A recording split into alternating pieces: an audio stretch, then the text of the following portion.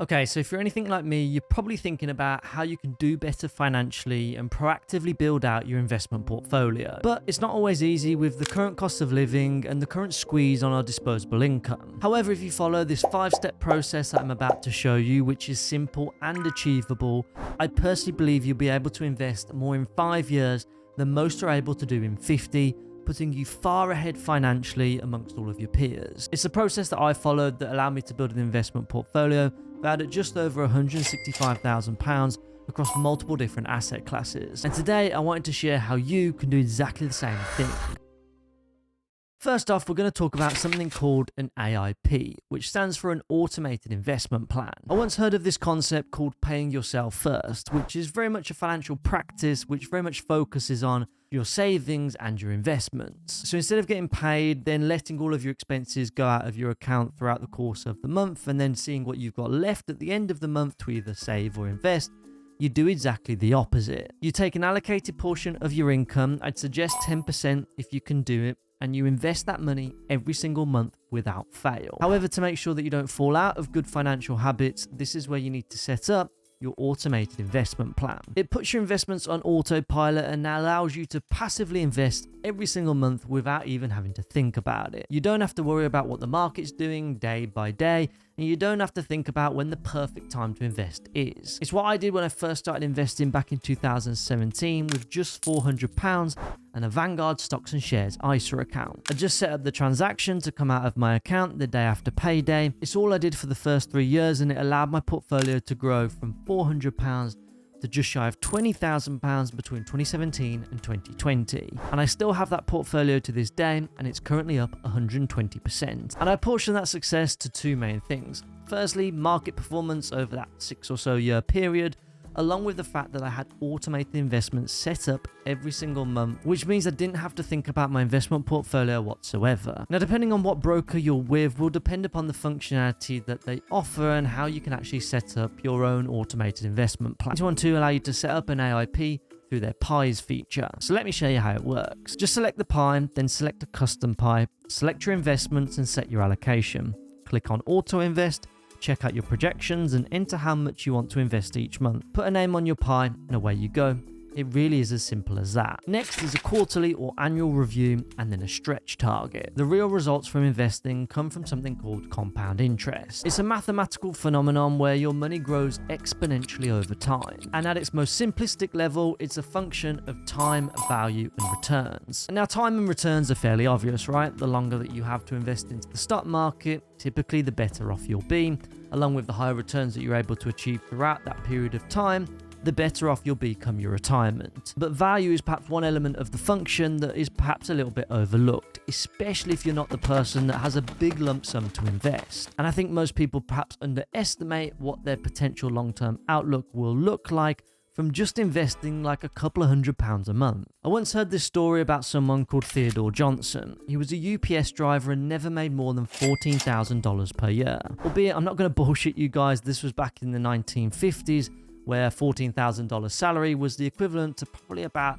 $120,000 as of today. However, the principles still very much remain the same because Theodore invested every single month and then he ended up dying with a net worth of, get this, 70 million US dollars, which is very much the important bit that we need to focus on. His philosophy was to put a 20% tax on himself, almost like a way to mentally account for money going out of his paycheck at the end of the month and going straight into his investment account instead. Now, obviously, his total wealth was very much helped on by the total time horizon that he had to invest, which spanned over 5 decades, along with the returns that he also received from investing in a handful of blue chip stocks. But the most important aspect of all of this was that he was able to just consistently invest every single month without fail. Now, remember how I said Theodore selected a percentage of his income to invest and not just a nominal amount of income instead. And there's a very good reason for that. Sometimes it's easier to think in nominal terms, investing, say, £200 a month and doing that for the rest of time. And it's very much easy to overlook the marginal gains that you could make from investing a percentage of your income instead. Because naturally over time, you'll get pay rises and promotions and your income level will go up.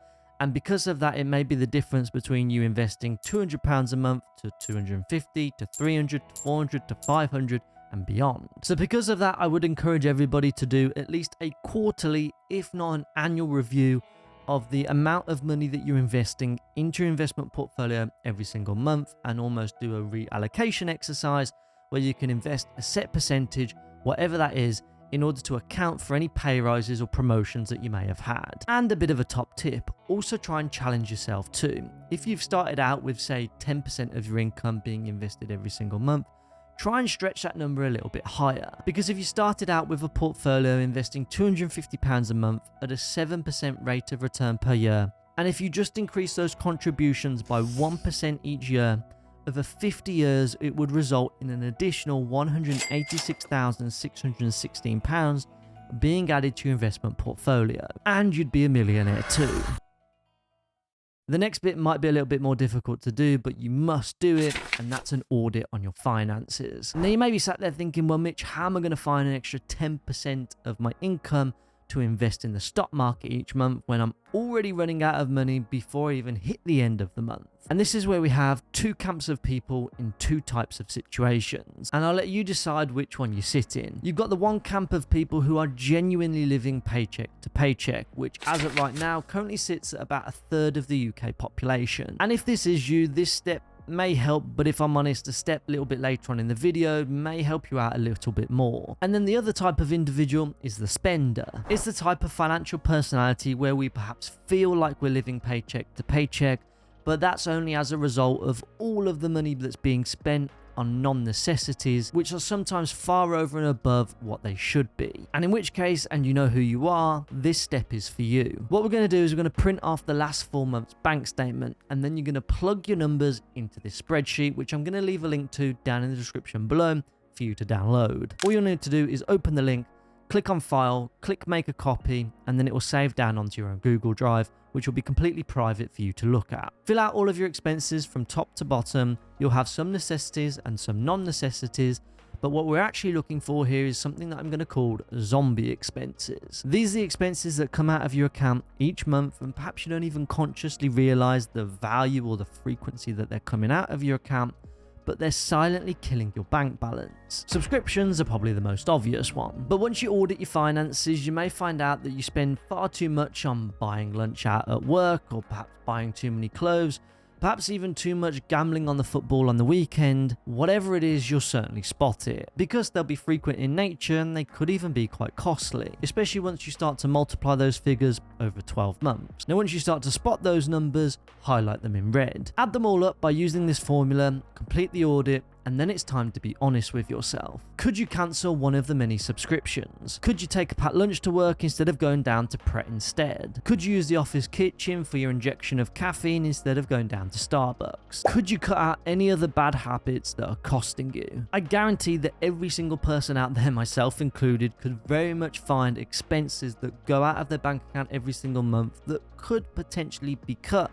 in order to help fund your investment portfolio, without necessarily sacrificing too much of the small pleasures in life. Whether it's £10, £20, £100, or perhaps even more, I certainly know that there's money to be found when investing is made a priority rather than an option. So audit your finances and make some cuts if you need to, and prioritize your investments. Next, we're going to talk about the secret winners. The last step might have felt a little bit frustrating, having to give up stuff in order to fund your investments. After all, in the moment, you're probably going to enjoy a £5 caramel frappe at Starbucks more so than you're going to enjoy buying £5 worth of Starbucks stock instead. So this is where we want to think a little bit smart about where we can actually find money that we wouldn't otherwise have without actually having to lose anything as a result. And this is where you can utilize the current interest rate climate to your advantage. Interest rates are the highest rates they've been for about 15 years, and this could be a great option to invest that money which you're essentially getting for free. It might only be a strategy that's useful for the next couple of years, but whilst interest rates are high, you should certainly be looking to exploit them. Trading212 are currently offering 5.2% interest on their cash ISA,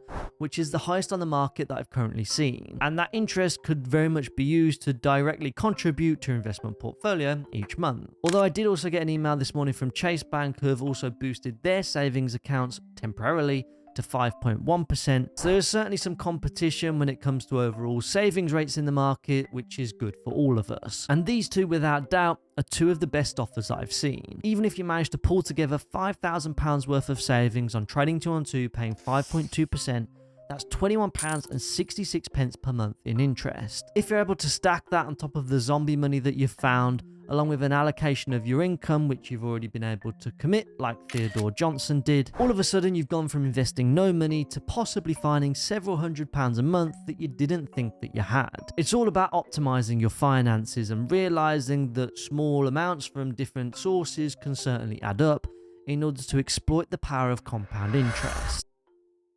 Look, if you got to this point in the video and you don't have a penny in savings to your name, you've not been able to find any zombie money sat there in your bank account, you've not got a single percentage that you can allocate from your monthly income in order to invest into your investment portfolio, then the bottom line is we need to start thinking bigger. Good financial management will only take you so far. It's very much the foundations of good financial practice, regardless of whether you're making £20,000 a year or £200,000 a year. But ultimately, financial management is very simple because it's only made up of two things: your income and your expenses. And if we've done everything that we possibly can in the expenses department to be minimalistic, perhaps even a little bit frugal if we need to, then we need to start thinking about the other side of the equation, which is your income. And if pay rises and promotions aren't on the cards, then we need to look at alternatives. Those alternatives being side hustle. There are tons of side hustles that you can get into, and the possibilities are quite literally endless. Now, I've linked a recent video from Mark Tilbury down in the description below,